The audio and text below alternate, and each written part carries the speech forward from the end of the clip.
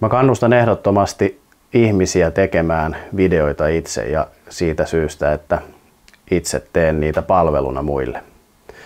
Eli usein palvelun arvo huomataan vasta sen jälkeen, kun on kokeiltu ensin itse.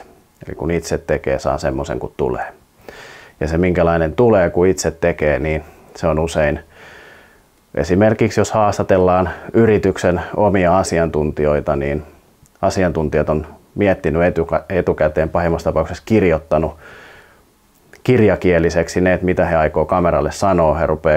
Kamerat pannaan pyörimään, he rupeaa muistelemaan sitä ulkoa ja kaikki se esiintymisen energia menee siihen ulkoa muistelemiseen. Ja sitten saattaa olla niin, että kollega kyselee ja molemmat on samassa veneessä, eli se objektiivisuus, sen näkökulman ja sen niin kuin asiantuntijan pääkopan niin kuin jäsentäminen ulos sieltä suusta ei menekään niin, että se on kiinnostava siitä kohderyhmän mielestä.